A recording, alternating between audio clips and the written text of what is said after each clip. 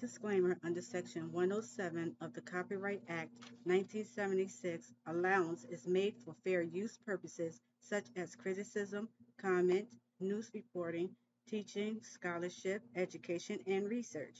Fair use as a use permitted it by the copyright statute that might otherwise be infringing. Hello everybody and welcome to my channel. I am Afro Goddess. Please do me a favor as you enter the room and hit the thumbs up button for me. I really appreciate it. Today's video we're going to talk about why the suburbs is terrible for us. So without further ado, let's get into the video.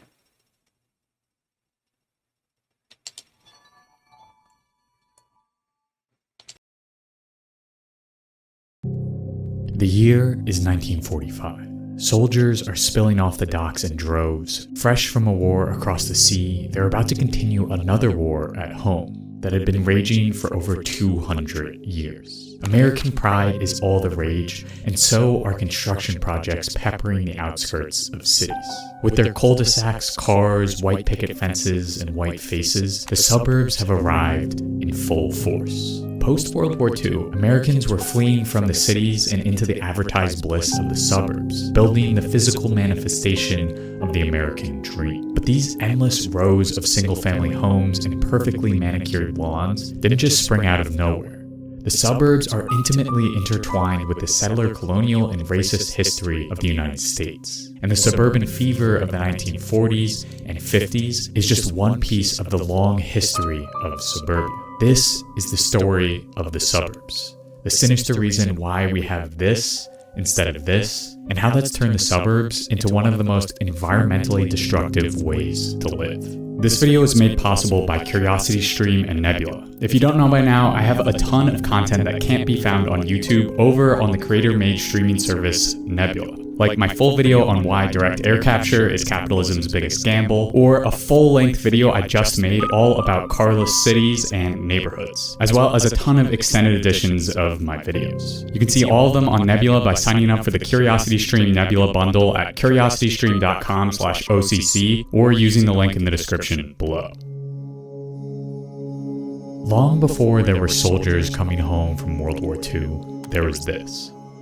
In order to understand the roots and motivations behind suburbia, we have to go way back.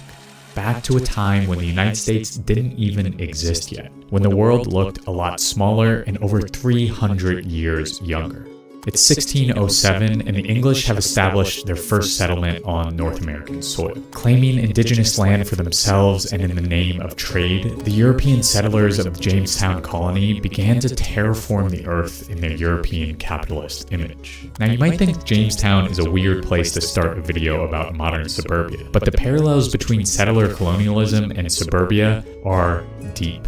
Ever since Jamestown, English colonists and the nascent United States have invested heavily in the project of settler colonialism. Whether escaping persecution in Europe, establishing new markets, or hoping to strike it rich, European American settlers violently invaded the lands of nations and tribes indigenous to North America and replaced those lands and cultures with societies, homes, and cultures of their own. Essentially, early colonists and later on the United States stole the land of the people already living on the North American continent and dramatically reshaped it in order to claim it as their own. This process has come to be known as settler colonialism, and the scars of settler colonialism run straight through the ideas of manifest destiny, westward expansion that coalesced in the Homestead Act of 1862, which expanded the U.S.'s foothold on the continent by transferring federal land claims in the American West to thousands of its citizens. In essence, the United States used settlers to make their right to stolen land seem that much more real.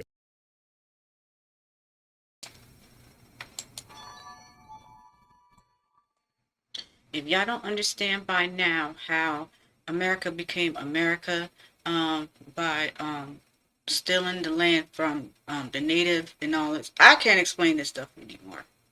You know, I don't know what to tell you by now. Pick up some books, go back to listen to some of my videos. Other than that, I don't know what else to tell you because I can't explain this any more clear than what I have been explaining. This land is now belongs to the higher up, But however, this land was stolen. It was stolen. So this land is not original land. So when I'm thinking about it, does that mean that we're really not American? Since America wasn't America? So we're not Americans? Well, what are we? I'm just saying. Anyway, back to the video.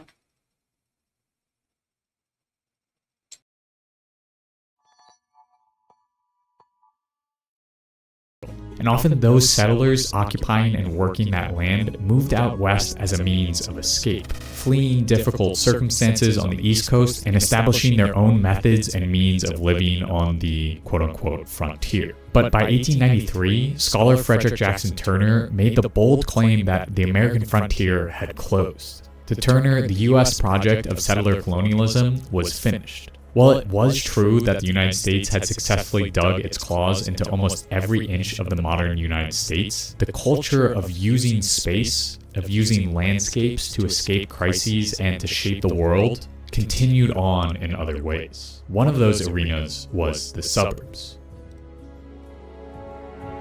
While it would be wrong to say that suburbia grew out of settler colonialism, as scholar Lorenzo Veracini writes, the suburbs are a reenactment of settler colonialism. After striking out westward in the 1800s, Americans went outward in the 1900s, away from the perceived crises of the cities and into the supposed havens of the suburbs. The car is a stand-in for the settler wagon. The commute into the city mirrors the westward journey, and the very styles of homes, ranch, and colonial harken back to settler roots. But the suburbs for white Americans, much like the frontier for white Euro-Americans, was, importantly, an opportunity to flee the corrupting values of the cities and return to a haven that better reflects their own, often conservative, views. Veracini puts it this way: settlers and suburbanites are escapees. Even though they escape different things at different times, corrupting old worlds on the one hand, racial mixing, violence, crime, congestion, gender confusion, and filth on the other,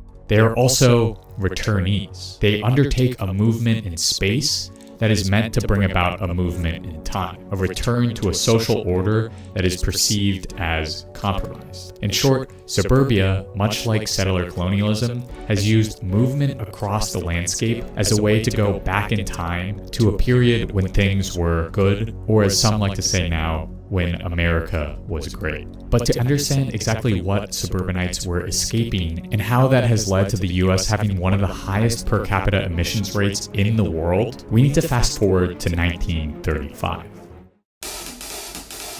1935 was a great year for some. But for the vast majority of the world, 1935 was a terrible year. Not in the least because that's when the US government began the process of redlining neighborhoods. Under government supervision, the Homeowners Loan Coalition created maps of over 200 US cities outlining neighborhoods in different colors to denote which areas the government should invest in and which ones it shouldn't. Green outlines were the quote-unquote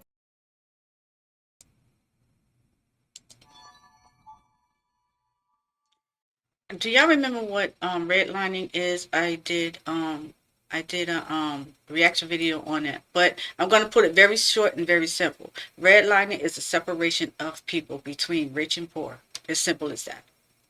That's what redlining is. Okay? All right, back to the video.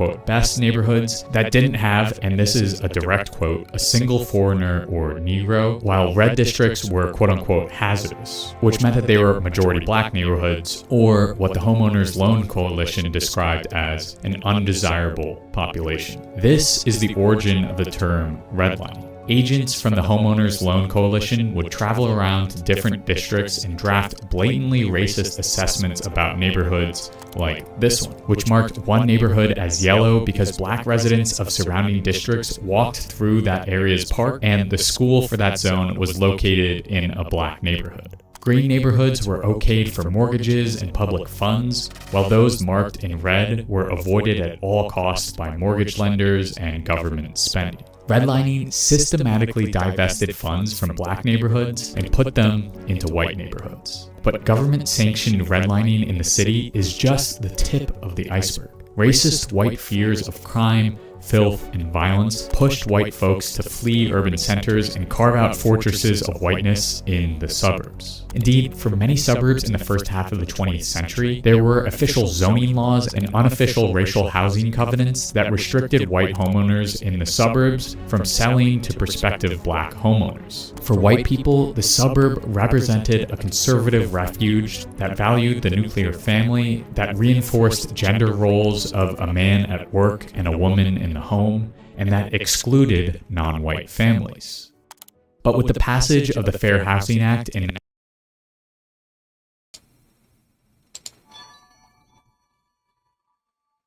So pretty much the only people really that's supposed to be in the suburbs or white people. Again, it's a form of redlining. And redlining also is pretty much they keep the black people in the poor neighborhoods and keep the white people in the more upscale or rich neighborhoods. That's why today when you see some of these black people who lives in the suburbs, they act more uppity. But really technically, in the suburbs, white people really still don't want black people in those neighborhoods. They still don't want them there. Let's be real. All right, back to the video.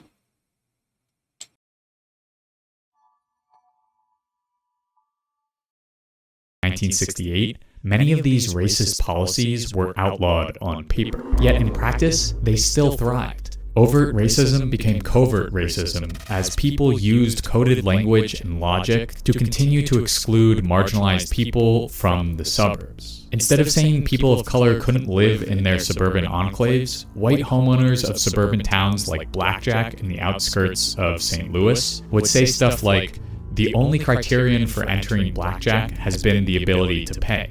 We are not a racist community, but neither are we for economic integration." As well as, if you bring low-income housing out here, the same thing will happen that's happening in St. Louis City. There will be crime and armed robberies and everything else. This rhetoric came directly from the mouth of local officials of Blackjack in the 1970s, who were adamantly opposed to the construction of a low-income,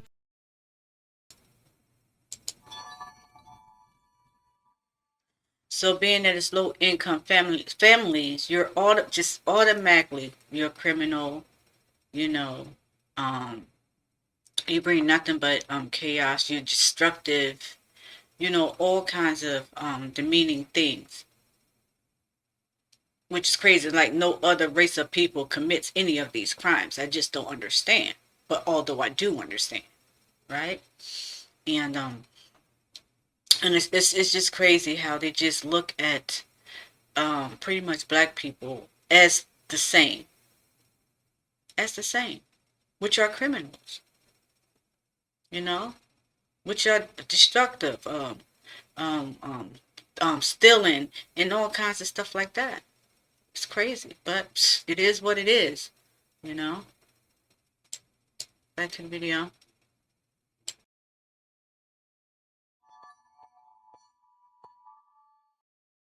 high-density housing project in the town. Instead of blatant racist wording, townspeople of Blackjack used income as a way to keep poorer, non-white folks out of their neighborhoods. Across the country, the tactic of wielding class and wealth as a racist tool of exclusion pervaded suburban policy. Single-family zoning laws, a lack of public transportation, and an emphasis on conformity were all exclusionary tactics. They were all attempts to keep the perceived violence and crime of people of color in the city out of their suburban enclaves. And if you think we left that rhetoric behind in the 70s, Trump begs to differ. They want to eliminate single-family zoning, bringing, who knows, into your suburbs, so your communities will be unsafe and your housing values will go down. The suburbs are still a racialized battleground, using space and design as a means of exclusion. And along the way of achieving this white supremacist safe haven, the suburbs lock in a way of life incompatible with our environment, our atmosphere,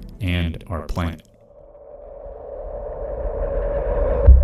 The suburban lifestyle is the antithesis of a sustainable lifestyle. Think about it. If you've ever lived in the suburbs, your life revolves around cars, large homes, and manicured lawns, all of which require immense amounts of energy, gas, and materials to maintain. According to one research paper, the suburbs require 2 to 2.5 times more energy per person than urban centers. While another recent study estimates that the emissions of wealthy suburbs can sometimes be 15 times higher than their surrounding neighborhoods. In the US, this large carbon footprint is deeply tied to the design of suburbia. Sprawling lots of grass require fuel to mow, enormous homes suck up energy to heat and cool, and all of these homes are isolated from any shops or places of work, which means that you have to drive sometimes multiple hours a day to your job or to run errands. In the process of isolating themselves from the city, suburbanites have also isolated themselves from everything else, making the trip to the store or the movies one laden with emissions. Suburban design is a masterclass in not just exclusion, but pollution. To demonstrate the effect of suburban living on the atmosphere, a research group took the average carbon footprint of thousands of zip codes across the US and visualized that data as a heat map. With each and every city, their map reveals low carbon footprints in the urban core and extremely high carbon footprints in the surrounding suburbs. In order to build their supposed oases from the corruption of the city, suburbanites have left a trail of environmental destruction in their wake. Or as environmental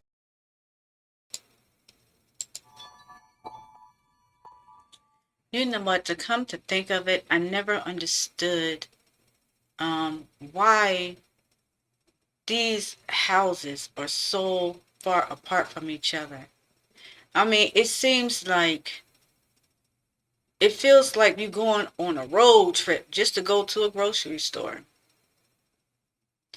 And now I see that the reason for that is to keep certain people away, like out of the way, so that they can have their own beautiful, luxurious, roomy, cozy spot without anything going on. Well, that may be true in a sense, but again, there's a lot of crimes that be happening in these so-called suburban areas. Let's not get it twisted. I'm just saying. Anyway, back to the video.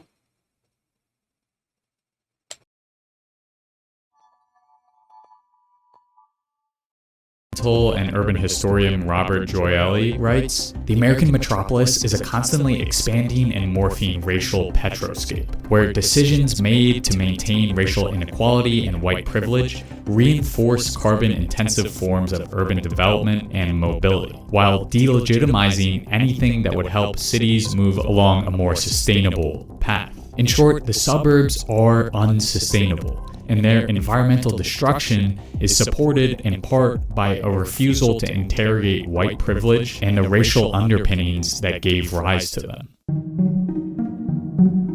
The suburbs are steeped in a legacy of settler colonialism and racism that have locked the United States into one of the highest per capita emissions rates in the world. But it doesn't have to be this way. There are so many alternatives across the world and even within the US. We know that dense cities are less carbon intensive. They are the exact opposite of the suburban lifestyle. City dwellers have smaller homes, easier access to mass transit, and can walk or bike to stores and their jobs. But we can't just eliminate the suburbs and force everyone into the city. So what would it look like to transform the suburban landscape? For one, it would mean building a lot more low-income and accessible housing projects like the one that was blocked in Blackjack.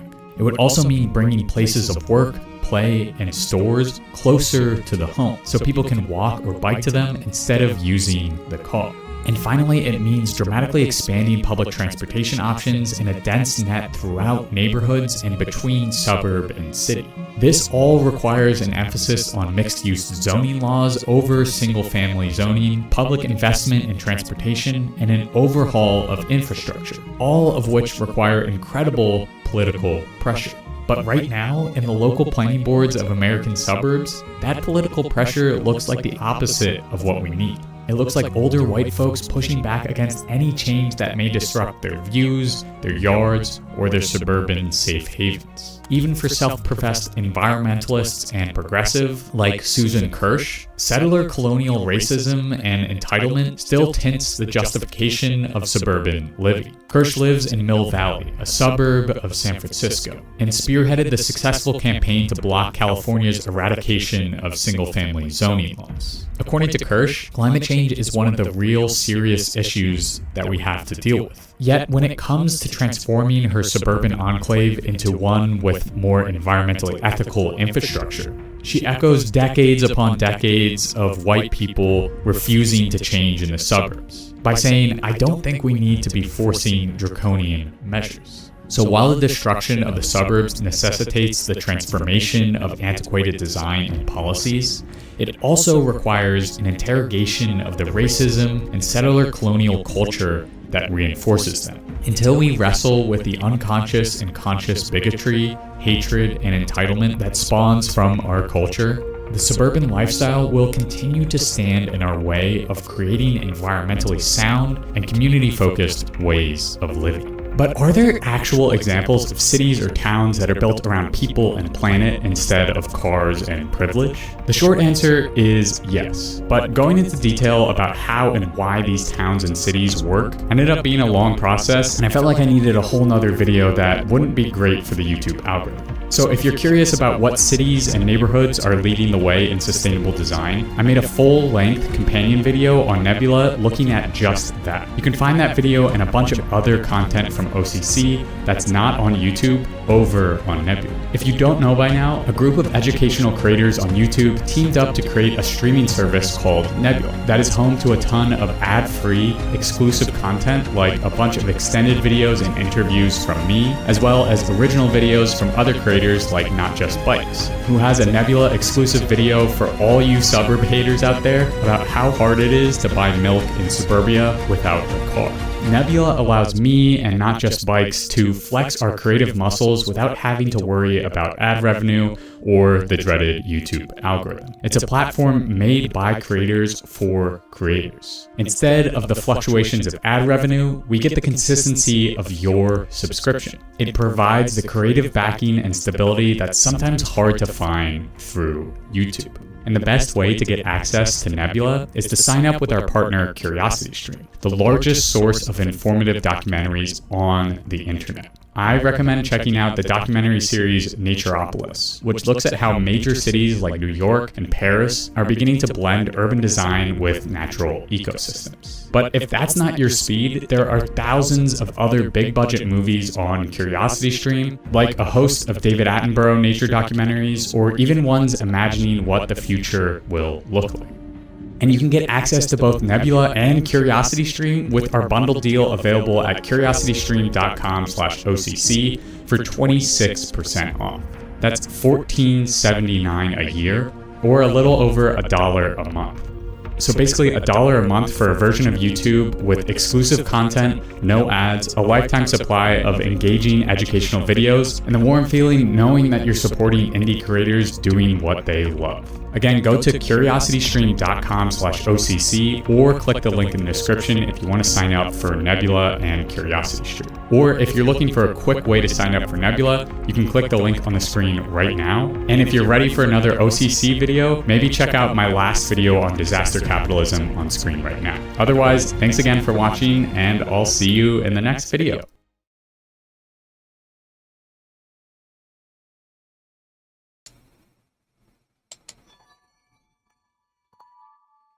I don't know what y'all think about that.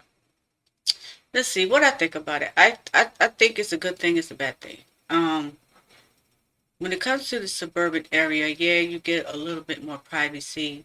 It's more quiet. It's beautiful, beautiful homes. It's beautiful land. Um, you know, that's the nice part about it.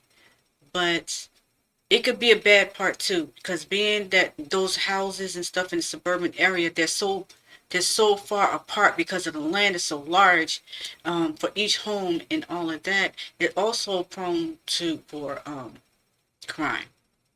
You can kill people out there or whatever the case may be, and people will never know it. They won't even hear it. How many times have you heard Susie was found in the basement, Johnny in the attic kind of thing? So the suburban area could be good and it could be bad. I myself, I like a mixture. I like cities. I like towns, right? I don't like to be so far separated from human life, or people. I like things that's a mixture. White, black, Puerto Rican, the little green man, just all kinds of mixture. That's what makes a human race to me. So I don't know. Tell me what y'all think in the comment section. Don't forget to hit the thumbs up button and share my videos, and look for more of my reaction videos to come. So until then, everybody, please stay safe. Peace. Afro Goddess is out.